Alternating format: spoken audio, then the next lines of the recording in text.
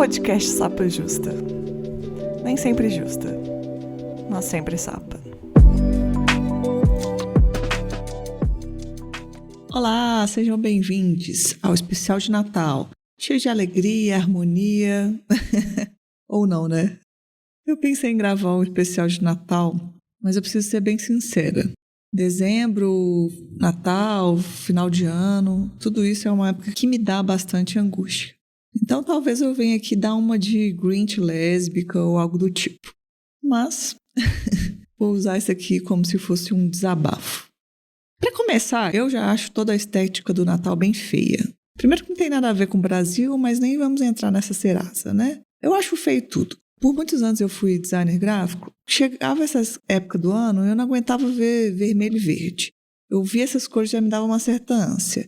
Era impossível fazer alguma coisa que eu mesma gostasse. Eu tenho a aversão de quase tudo do Natal. Mas essa aversão, ela é muito mais profunda do que cores. Essa época do ano, pra mim, não me traz boas memórias. Eu acho que eu tive muitos eventos traumáticos nessa época. E os natais bons que eu tive, coisas do tipo, eu acho que na minha mente ainda não sobrepõe a quantidade de eventos traumáticos. É uma coisa que eu fico tentando aprender e melhorar, mas a verdade é que os eventos ruins e as lembranças que eu tenho sobre esse período, eles sobrepõem as coisas que eu poderia focar, que são dias e anos que eu tive que foram mais interessantes. Quando alguém fala Natal, pra mim, chega a ser estranho, porque Natal pra mim é sinônimo de briga. E junto com o seco das comidas, vem o engasgo dos conflitos. Vem pra mim uma ansiedade latente, esperando que o pior há de vir. É meio que isso. E, pra ser sincera, não é novidade pra mim perceber esse sentimento. Mas eu tava bem reflexiva esses dias e comecei a escrever e pensar, porque eu tava bem angustiada mesmo. Não tava conseguindo fazer nada de direito e tal. E simplesmente porque dezembro chegou. O que é novo pra mim é que, junto com essa angústia, vinha um sentimento que era tipo um alerta. Uma responsabilidade gritante na minha cabeça que eu precisava resolver as coisas. Eu nunca soube muito bem direito o que eu precisava resolver, mas o sentimento que eu deveria consertar as coisas estava sempre ali, principalmente nessa época. Tem outras épocas do ano também, mas acho que bem forte nessa época. Como eu era rodeada em conflitos, eu achava que eu era responsável por resolver esses conflitos. E como nos clichês de filmes de Natal, desde muito nova, eu achava que eu tinha que arrumar a confusão. Pensava, não é possível que ninguém tá vendo o quanto é horrível permanecer em conflito. E ficava culminando. O que será que eu posso fazer para arrumar esse desastre e ter talvez um bom Natal? E eu acho que eu tentei. Eu tomava como uma pulsão da minha vida, eu jogava toda a minha criatividade, eu tentava resolver. Eu falava, eu preciso resolver esse clima bélico e transformar em realmente um clima natalino. Mas diferente de qualquer filme, eu nunca cheguei nem perto de resolver nada. Parecia, na verdade, mais aqueles filmes que tudo vai dando errado, sei lá, tipo entrando numa fria. Cada vez vai ficando pior e vai ficando mais confuso. Mas eu cheguei a perceber que não era um bom caminho. Tenho certeza que não tem como ser assim. Mas quando eu percebi que eu não poderia arrumar tudo, que eu não deveria, e que eu não ia ficar mais tentando arrumar coisas que não eram da minha responsabilidade arrumar, e tem como ficar arrumando, eu achava que assim que eu percebesse isso, eu encontraria uma liberdade, um alívio imediato, tiraria esse peso das minhas costas. Só que eu não encontrei isso de imediato. Eu encontrei mais culpa, eu me julguei mais ainda. Pensava que arrogância minha achar que logo eu, ia conseguir arrumar alguma coisa. Fiquei refletindo, será que a minha vontade de tentar arrumar tudo o tempo todo estaria ligada com alguma sensação de não pertencimento aos lugares? Então, é como se você chegasse, sei lá, numa festa e não soubesse o que fazer com suas mãos e de repente você começasse a organizar as coisas. Era tipo isso, só que em todos os ambientes. Se eu não vou arrumar tudo, quem vai? Se eu não vou arrumar tudo, eu sou o quê? Qual a minha função? Qual a minha função, né? É engraçada essa palavra função, mas é bem forte isso que eu pensava. Eu tinha a função de arrumar tudo.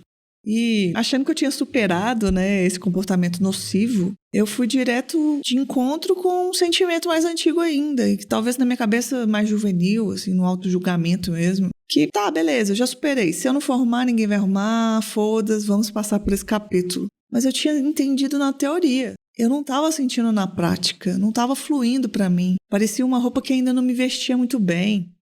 Eu gosto de usar uma analogia que é como se você entendesse como funcionam as marchas do carro, mas sem fazer na prática. Se você não tem o hábito de dirigir, se você não está dirigindo, o movimento fica duro. Você fica meio perdido e acaba sempre engatando a ré quando você quer pôr a primeira.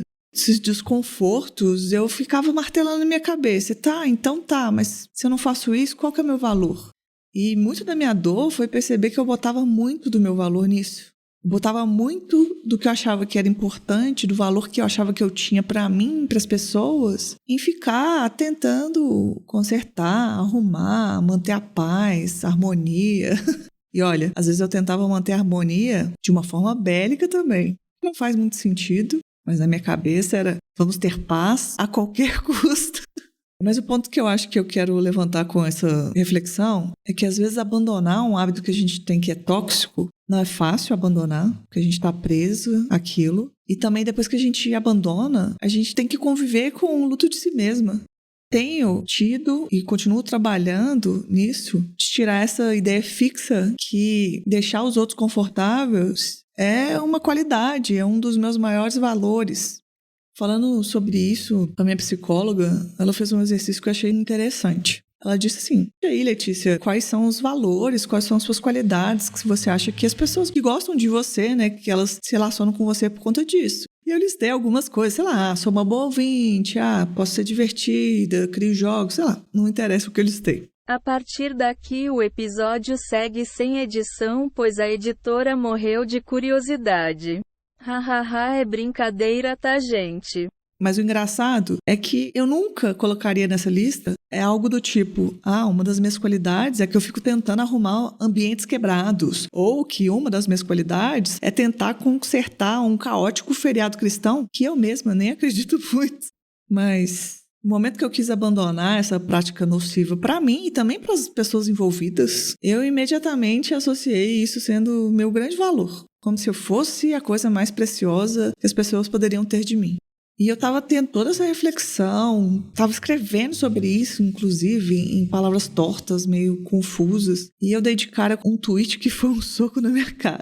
Acho que Eve P, não sei como é que diz o arroba aqui da pessoa. Mas ela fala assim, às vezes a criança cresce num ambiente em que ela se sente responsável pelas emoções de todos ali. Aí pode se tornar um adulto hipersensível a mudanças de humor de outras pessoas. Mas é importante entender que nem tudo é pessoal. A reação dos outros não é sua responsabilidade. Essa parte, inclusive, me pega muito. A reação dos outros não é sua responsabilidade. Eu vou deixar gravado nesse aqui podcast, porque quando eu entrar numa fria de novo, eu volto aqui e escuto eu mesma falando para mim mesma essa parte.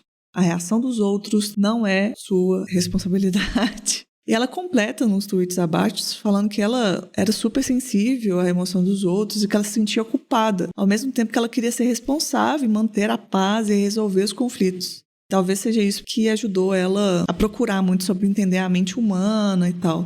Gente, eu me identifiquei muito, porque eu sou exatamente assim. Parece que eu escrevi esse tweet. Nesse meu devaneio no meio de dezembro, esse tweet foi um soco bem merecido na minha cara. Porque é bem isso. E às vezes é importante ouvir outra pessoa falando. E apesar de ser um assunto bem espinhoso para mim, pensar o quanto essa época me machuca, eu pensei em vir aqui conversar um pouco. Como esse tweet mexeu comigo, talvez o que eu tô falando aqui possa fazer sentido para alguém também. E não precisa ser exatamente o que eu fazia, mas é que a gente vem falando muito sobre romper relações tóxicas e às vezes, depois dessas eleições, não quero mais conviver com tal pessoa. E é bom a gente se livrar disso. Só que a gente também tem que ser carinhosa com a gente mesmo, de pensar que, eu consegui romper uma coisa e tudo bem eu sofrer porque eu tô rompendo aquilo. Como eu disse ali no começo, eu tive um certo luto de mim mesma. E romper relações tóxicas, romper dinâmicas dessas relações que são ruins pra gente e que talvez bem difíceis, não é um caminho linear. Você não vai fazer passo a passo e pronto e vai viver sua vida. Eu digo que não vai ser passo a passo porque às vezes a gente vai se pegar pensando, cara, eu achei que eu tinha superado isso, mas voltei a cometer um deslize que tem a ver com o meu hábito tóxico anteriormente. Por isso que eu não acho que é linear, nesse sentido. Mas eu acho que tem uma sequência, porque cada dia a gente fica um pouco melhor. Não sei se está ficando muito confuso, mas é assim que eu penso. Porque mesmo que volte e meia eu me pegue repetindo algumas coisas que eu já achei que eu tinha aprendido, tá tudo bem, porque eu realmente aprendi. Não quer dizer que se eu tirei carteira, já sei como funciona a marcha, e um dia eu trocar a marcha de lugar e passar a marcha errado, não quer dizer que eu não sei como é que dirige, como é que passa a marcha. Eu acho que é meio que por aí. E é isso. Apesar de, pra mim, ainda continuar sendo um mês bastante melancólico, eu acho que eu tô um pouco melhor esse ano. E talvez eu esteja um pouco melhor ano que vem. E tá tudo bem, que eu acho que eu tô bem melhor agora. E pra quem é de festas de Natal, boas festas. Pra quem não é, bom final de ano, novo ciclo. E, importante, se você achar que é relevante, que faz sentido pra você, crie as suas próprias tradições. Esse ano eu criei, por exemplo, uma tradição de Natal, que é ver filme antigo de terror. Não faz muito sentido, mas precisa fazer sentido só pra mim. Lembrando sempre que esse podcast só é possível graças às nossas apoiadoras e apoiadores. Quer apoiar o Sapa Justa? Divulgue os nossos episódios. Se você pode apoiar financeiramente, acesse apoia.se/sapajusta. E a partir de R$3 você pode escolher qual valor que você quer contribuir mensalmente. Apresentação e pauta, Letícia Martins. Edição, Nária Lívia. Esse episódio só foi produzido graças a Rafaela Godoy, Carolina Rocha, Paulo Oliveira, Marina Rocha, Isabela Link, Lília Lana, Angresso da Silva, Fernando Costa, Cássia Andrade e Natália Rocha. O Sapa Justa faz parte do movimento LGBT Podcasters. Conheça esse e outros podcasts pela hashtag LGBT Podcasters.